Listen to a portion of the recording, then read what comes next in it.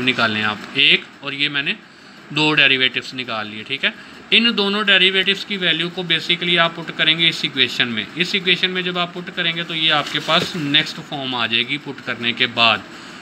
उसके बाद आपने बेटा सिर्फ और सिर्फ मैट्रिक इंटर वाला काम करना है, इधर इसको सिंप्लीफाई करना है, इसके कोएफिशिएंट्स को 1 बाय 1 कंपेयर करना है। पहले क्यूब कर लें, फिर स्क्वायर कर लें, फिर एक्स कर लें, फिर कोई कांस्टेंट टर्म है तो उनको करें। और बेसिकली जो वाई पी के अंदर इन्वॉल्व वेरिएबल कोएफिशिएंट्स है ना, ए बी सी डी, चूँकि हमारे मेथड का नाम ही मेथड ऑफ अनडिटरमिनेट कोएफिशिएंट है, तो उन कोएफिशिएंट्स को आपने सोल्व करके फाइंड करना है। फाइनली जब आप फाइंड कर लेंगे इनको, तो स्टूडेंट आपके पास जो आंसर आएगा वो बेसिकली वाई सिर्फ A1 आएगा, B C D इस क्वेश्चन में 0 हो गए। तो वो जब मैं पुट करूँगा तो वाई पी फाइनल इस तरह का आएगा जो कि सिर्फ x क्यूब होगा। तो नेक्स्ट आप क्या करेंगे, वाई सी की वैल्यू फाइंड जो आपने की हुई थी वाई सी, सॉरी ये आपका वाई सी नहीं है, ये आपका जर्नल है वाई, ठीक है। वो Y C plus Y P, मतलब Y C plus Y P करेंगे तो ये वाई जर्नल सोल्यूशन आ गया, ठीक है। आई होप कि आपको इसमें कोई प्रॉब्लम नहीं होगी। तो अभी मैं इसी की एक और केस भी आज ही डिस्कस करना चाहूँगा ताकि आप जो है उसको भी अच्छी तरह से देख लें। अगर कोई आपको प्रॉब्लम हुई तो आप वो मुझसे पूछ सकते हैं, ठीक है। तो मैं जल्दी से इसका एक और केस आपको करवाना चाहता हूँ ताकि आपकी इसको मज़ीद क्लियर हो जाए आपको, ठीक है। केस 2 है,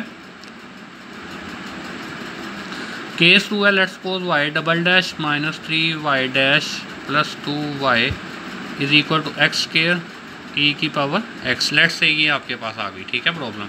अब इसको आपने क्या करना है, सिमिलरली आपने वाई सी निकाल लेना। इसका जो वाई सी आएगा C1 ई की पावर एक्स प्लस C2 ई की पावर 2x, ये आपके पास इसका वाई सी आएगा, ठीक है। अब जो इसका वाई पी आपने लिखना है वो स्टूडेंट क्या करना है, आपने इसकी मदद से लिखना है, ठीक है। तो वो क्या होगा, AX square plus BX plus C, फिर ब्रैकेट, फिर x की पावर k, और एंड में आपके पास e की पावर जो भी है वो एज इट इज़ आ जाएगा, ठीक है। अब अगर मैं सिलेक्शन करूँ k की, अगर मैं यहाँ पे देखूँ k की वैल्यू 0, तो इसका मतलब होगा ये तो ख़त्म हो गया। तो क्या होगा, एक्स स्क्वायर ई की पावर x यहाँ पे मौजूद नहीं है। मतलब आप डायरेक्ट भी चेक कर सकते हैं, पुट करने की ज़रूरत नहीं है, आप डायरेक्ट ही कोशिश करें, देखें ना, 0 पुट करने पे ये क्या बन जाता है, एक्स स्क्वायर ई की पावर x, वो ऊपर मौजूद नहीं है। फिर x ई की पावर x, वो भी ऊपर मौजूद नहीं है। लेकिन जब मैं इधर मल्टीप्लाई करता हूँ तो ये सिर्फ e की पावर x है, लेकिन वो यहाँ पे इन्वॉल्व है। इसका मतलब है ये प्रॉब्लम है। तो इसका मतलब ये है कि मुझे अब y k की वैल्यू 0 तो मैं यूज़ नहीं कर सकता, ठीक है। अब मुझे k की वैल्यू 1 पुट करनी पड़ेगी। तो जब मैं k की वैल्यू 1 पुट करूँगा, k इज़ इक्वल टू 1, इसकी सारी टर्म्स बन जाएंगी ax क्यूब ई की power x plus bx square E की power x plus cx E की पावर x। जब मैंने k की वैल्यू 1 पुट की तो मेरे पास x क्यूब ई की पावर x आया जो कि ऊपर मौजूद नहीं है, x स्क्वायर ई की पावर x आया जो कि ऊपर मौजूद नहीं है, x ई की पावर x आया जो कि ऊपर मौजूद नहीं है। इसका मतलब है ये मेरा जो वाई पी है वो करेक्ट है। अब अगर स्टूडेंट आपने इसको सॉल्व करना है तो आप क्या करेंगे, वाई पी आपके पास ये अवेलेबल है, आप इसका वाई डैश निकाल लेंगे। फिर आप क्या करेंगे, वाई पी का डबल डेरिवेटिव निकालेंगे, वो एज इट इज़ आएगा। यहाँ पे प्रोडक्ट रूल लगाना पड़ेगा आपको अब, ठीक है। यहाँ पे भी प्रोडक्ट रूल लगेगा, यहाँ पे भी प्रोडक्ट रूल लगेगा, ठीक है। उसको निकालने के बाद बेसिक है, ये बेसिक कैलकुलस से आपको आना चाहिए, ठीक है। इसका डेरिवेटिव्स निकालें, फिर सेकंड डेरिवेटिव निकालें, वो थोड़ा सा लेंथी प्रोसेस होगा, उसको आप निकालेंगे, वैल्यूज़ आप पुट कर देंगे यहाँ पे। अब चूँकि आप ग्रेजुएशन में आ चुके हैं तो आपको खुद भी करनी चाहिए चीज़ें।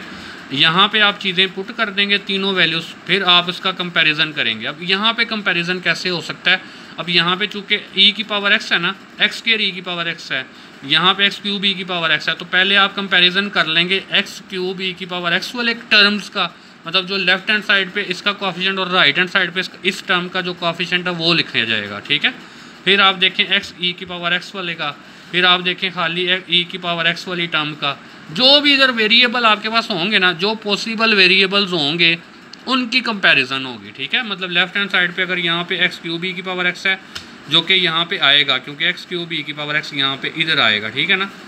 यहाँ पे जब आप ये वाई पी की वैल्यू यहाँ पे जब पुट करेंगे तो वो बेसिकली आएगा। तो जो भी आपके पास वेरिएबल्स होंगे ना, उन सब के कोएफिशिएंट्स कंपेयर होंगे। मतलब इधर से इसका कोएफिशिएंट a होगा और राइट हैंड साइड पे इसका कोएफिशिएंट नहीं है, तो a बेसिकली अगर मैं बताऊँ तो वो आपके पास ज़ीरो होगा, 2a बेसिकली आपके पास ज़ीरो होगा। आप इसको डिटेल में सॉल्व करें बेसिकली, ठीक है। जब आप इसको सॉल्व करेंगे तो a b c की वैल्यू आप निकाल लेंगे, वो वैल्यू आपने यहाँ पे पुट कर देनी है, तो आपका yp आ जाएगा। yp और yc का सम करेंगे तो वो आपके पास इसका सलूशन आ जाएगा, ठीक है। आई होप कि आपको ये केस 2 भी अच्छी तरह से क्लियर हो गया होगा, ठीक है। तो आई थिंक मैं आपका केस 4 भी करवाता हूँ, केस 3 भी करवाता हूँ, ताकि आप 10.3 कंप्लीट कर लें अभी, ठीक है। ताकि अगर आपको कोई प्रॉब्लम आए तो वो एक ही लेक्चर में इंशाल्लाह आप डिस्कस कर लेंगे, उसकी डिस्कशन क्लास में देख लेंगे, ताकि आप लोगों का जो है वो सिलेबस जो है वो कंप्लीट होने की तरफ जाए, ठीक है। तो स्टूडेंट, मैं जो नेक्स्ट केस है इसमें मैं थोड़ा सा 2 चीज़ें मैं आपको सिखाऊंगा। एक तो मैं आपको बताऊंगा कि प्रिंसिपल ऑफ सुपरपोजिशन क्या है, और दूसरा मैं आपको एक नई और चीज़ सिखाऊंगा कि किस तरह से करना है। स्टूडेंट, अब नेक्स्ट केस में अगर हम देखें तो ये भी एक प्रोडक्ट वाली टर्म है और एक ये भी प्रोडक्ट वाली टर्म है, और एक 2 टर्म्स ऐड भी हो रही हैं, मतलब 3 चीज़ें हो रही हैं कि एक प्रोडक्ट वाली टर्म यहाँ पे है, एक प्रोडक्ट वाली टर्म यहाँ पे है, और एक दोनों का एडिशन भी हो रहा है हमारे पास, ठीक है। इसको आप केस 3 कह लें या केस 4 कह लें या कुछ भी कह सकते हैं। बेसिकली ये आपकी सिर्फ अंडरस्टैंडिंग है, कॉन्सेप्ट्स आपने सीखने हैं, ठीक है।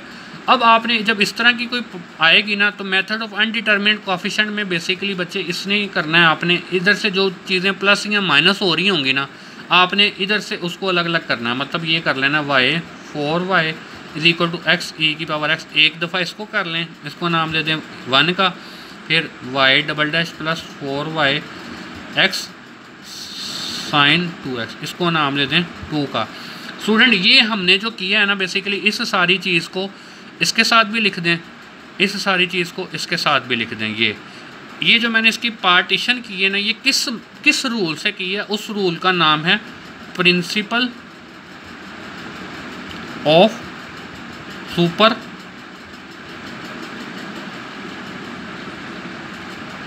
पोजीशन। बेसिकली मैंने प्रिंसिपल ऑफ सुपर पोजीशन लगाकर अपने गिवन क्वेश्चन के 2 पार्ट्स बना दिए हैं। जैसे आप 10.2 में 2 पोर्शन बना रहे थे ना, जब वो ऐड या माइनस हो रहे थे, लेकिन वो कुछ और टेक्निक थी, वो YP के बेसिकली आप पार्टीशन कर रहे थे, लेकिन यहाँ पे हमने YP की पार्टीशन नहीं की, यहाँ पे हमने बेसिक ही पार्टीशन कर दी है, ठीक है। अच्छा सॉरी, मैं आपको एक चीज़ बताना भूल गया कि यहाँ पे आपने पहले सबसे पहला स्टेप YC ही निकालना है। वो YC आपका उसी तरह ही निकलेगा, इसी इक्वेशन को बेसिकली आप डी फॉर्म में निकालेंगे, और वो इधर से, चूँकि YC का ताल्लुक इससे नहीं होता, YC यहाँ से ही निकलना होता है, तो वो आपने एज इट इज़ निकाल लेना है, जो कि इस केस में आएगा C1 sign 2x plus C2 cos 2x, जो कि इस केस में ये आएगा YC, ठीक है। आप वेरीफाई कर सकते हैं। YP से पहले आप इसको अलग अलग पार्ट बना लेंगे, इसके साथ भी इसको लिख लेंगे, इसको भी इस अलग। अब ये जो मैंने 2 पार्ट्स बनाए हैं वो किस रूल के मुताबिक बने हैं, इसको कहते हैं principle of superposition.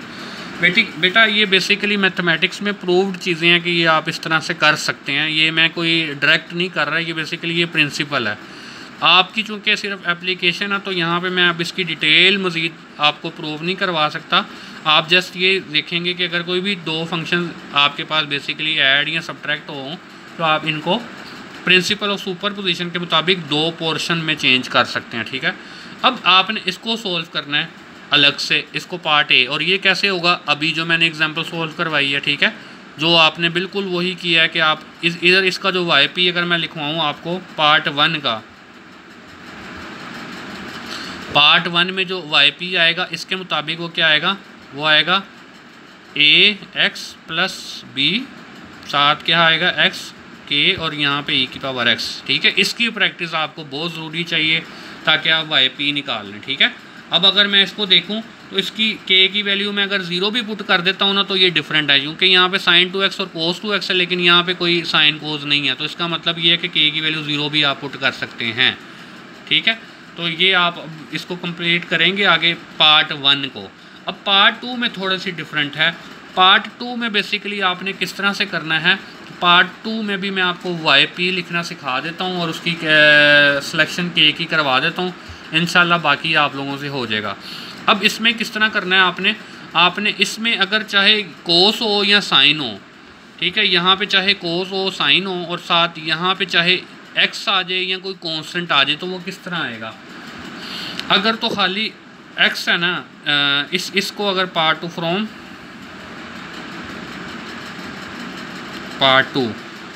Part two से अगर मैं देखूँ ना तो पार्ट टू ये है y double dash plus 4y is equal to x sine 2x। ठीक है। अब बेसिकली मुझे इसका yp लिखना है। वो yp कैसे आएगा, yp आएगा बेटा x की जगह पे पहले आप वही सबसे पहला काम आपने इसको देखना होता है, इसकी लिखनी होती है। इसका कैसे आता था, इसका आता था बेसिकली, अब चूंकि मैंने a भी यहाँ पे यूज़ कर लिया है तो मैं यहाँ पे वेरिएबल चेंज करने लगा हूँ c x प्लस d। ठीक है। अब साथ में क्या आएगा, ये आएगा होल के बाहर। ठीक है। फिर आपने प्लस इसको ही लिखना है विदाउट डिफरेंट वेरिएबल, इसी चीज़ को डिफरेंट वेरिएबल से दोबारा लिखें। क्या आएगा ई एक्स प्लस एफ और साथ में यहाँ पे आ जाएगा कोस 2x। ठीक है। और फिर इस पूरी के बाहर जो आपके पास आएगा वो e की पावर, इस पूरे के बाहर e की पावर नहीं x की पावर k। ठीक है। इस होल के बाहर ये आएगा। तो दोबारा से देखिएगा काइंडली, अब आपके पास जब ये केस है, ये जब प्रोडक्ट फॉर्म है, यहाँ पे अगर खाली कांस्टेंट भी होता ना, अगर फॉर एग्जांपल यहाँ पे कुछ भी ना होता तो फिर चले पहले मैं आपको बताता हूँ कि अगर यहाँ पे कुछ भी नहीं है, यहाँ पे कुछ भी नहीं है, सिर्फ साइन 2x है, सिर्फ साइन 2x है, उसका क्या आप लिखेंगे। उसका लिखने के लिए यहाँ पे आप अपनी तरफ से लेट सपोज कर लें वो 1 था। ठीक है। कुछ नहीं है तो 1 है ना, तो इस 1 का क्या आएगा x। ठीक है। सॉरी x नहीं आएगा, a आएगा। ठीक है। साइन 2x प्लस b, इसको चेंज करके b कोस 2x और फिर बाहर होल के साथ e की पावर x की पावर k आएगा। ठीक है। दोबारा से देखें ज़रा, अगर फॉर एग्जांपल अच्छा साइन x हो या कोस 2x हो, yp सेम आएगा। ठीक है। फॉर एग्जांपल कोस 3x है तो मैंने अगर इसका yp बनाना है तो yp क्या बनेगा, हाँ जी इसके साथ कुछ नहीं है तो वो 1 है, कोएफिशिएंट तो है ना 1, तो उसका बेसिकली आ जाएगा a। ठीक है। और साथ में क्या आएगा कोस 3x या साइन 3x लिख लें प्लस b साइन 3x, ये आगे पीछे करने से कोई फ़र्क नहीं पड़ता। ठीक है। और ब्रैकेट होल और फिर x की पावर k आएगा। तो ये अगर खाली इस तरह से आ जाए, खाली अगर कोई ट्रिग्नोमेट्रिक आएगा तो उसका ये आप तरीका लिखेंगे। ठीक है। खाली आपके पास अगर कोई भी आ जाए।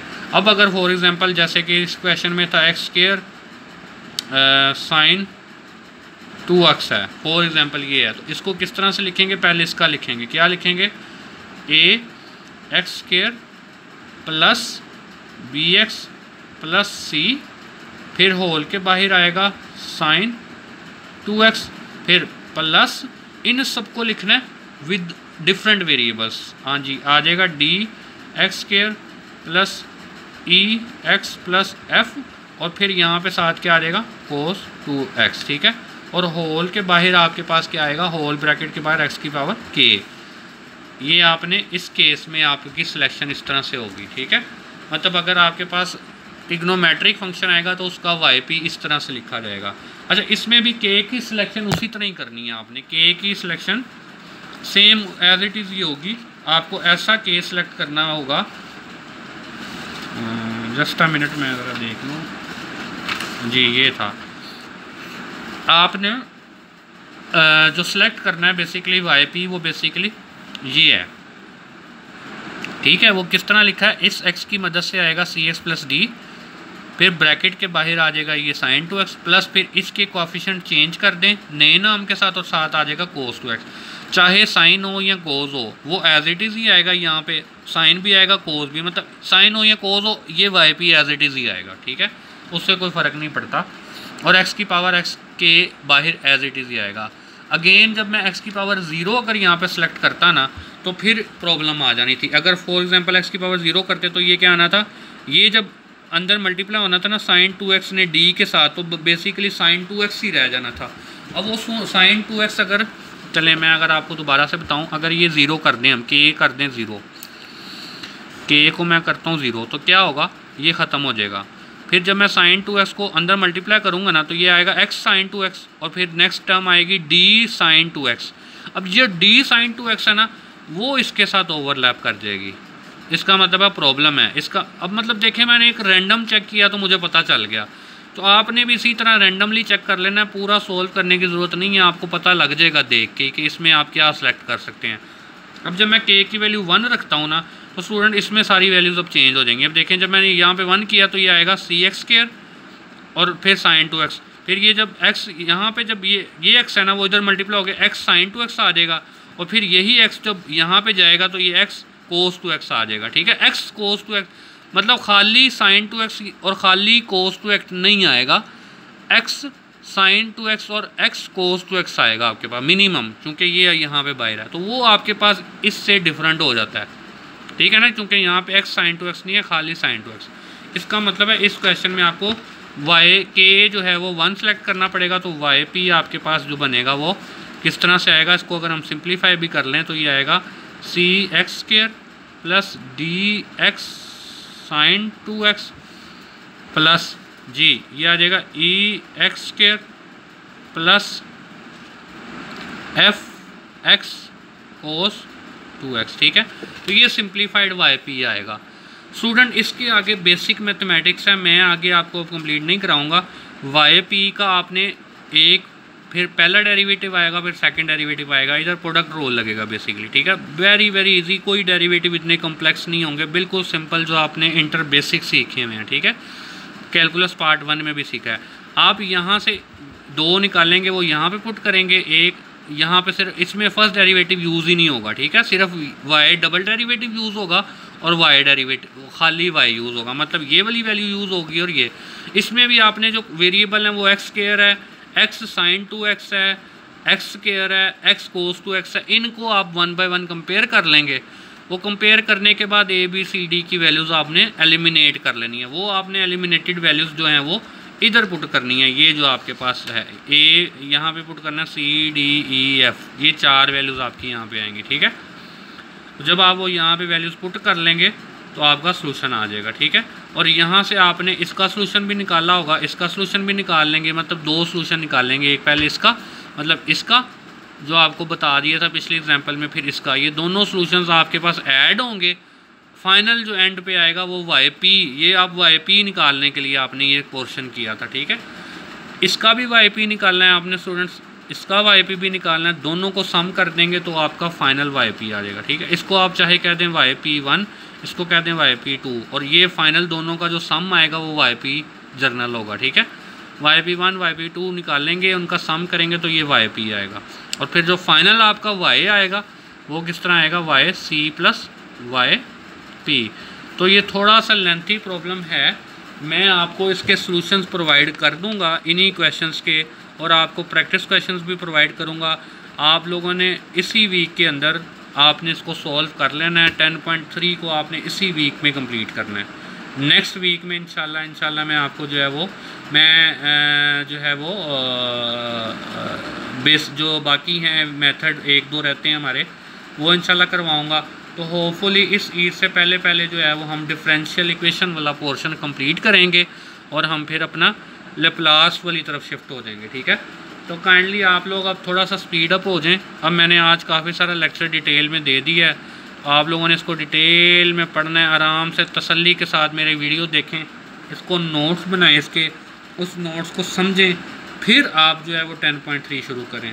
बहुत सारे स्टूडेंट्स लेक्चर्स अच्छी तरह नहीं देखते और फ़ौरन से वो की बुक की तरफ भागते हैं, वो प्रॉब्लम करेगा, वो आपको अंडरस्टैंडिंग डेवलप नहीं करेगा। तो काइंडली आप लाजमी लेक्चर्स को देखें, इनको समझें, और इसमें अगर कोई क्यूरी है तो वो आप मुझसे लाजमी करें। तो ठीक है स्टूडेंट, बाकी फिर इंशाल्लाह हम नेक्स्ट क्लास में देखेंगे। ओके जी, अल्लाह हाफिज़।